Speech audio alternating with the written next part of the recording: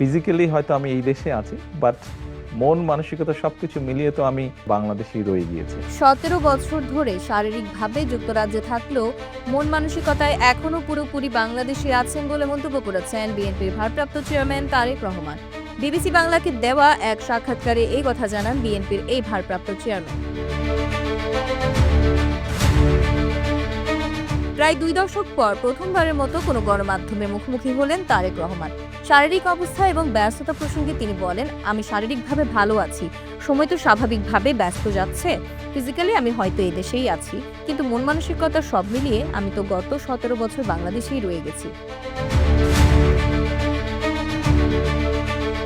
২০০৭ সালে ১/১১ সেনা সমর্থিত সরকার ক্ষমতায় আসার পর গ্রেপ্তার হন তারেক রহমান। ২০০৮ সালে জরুরি অবস্থার সময় কারামুক্ত হয়ে সপরিবারে লন্ডনে চলে যান।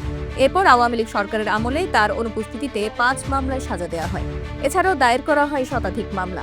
এছাড়াও তার বক্তব্য বিবৃতি প্রচারও নিষেধাজ্ঞা দেওয়া হয়।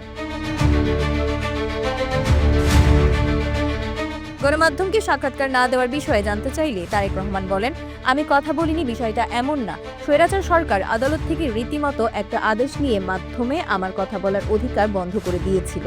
আমি যখন গণমাধ্যমে কিছু বলতে চাইতাম, হয়তো গণমাধ্যমের ইচ্ছা ছিল, কিন্তু তারা ছাপাতে পারত না। আমি একবার প্রেস ক্লাবের এক অনুষ্ঠানে কথা বলায় তখনকার সেখানকার দায়িত্বপ্রাপ্ত লোকজন আমাকে আইনের দৃষ্টিতে ফেরারি আসামি বলা হয়েছিল। তারা সিদ্ধান্ত নেয় আমার সেখানে বক্তব্য রাখার কোনো সুযোগ তারা দেবে না। এভাবে তারা চেয়েছিল আমার কথা বলা বন্ধ করে রাখতে, কিন্তু আমি সামাজিক যোগাযোগ মাধ্যম সহ বিভিন্নভাবেই মানুষের কাছে পৌঁছাতে পেরেছি।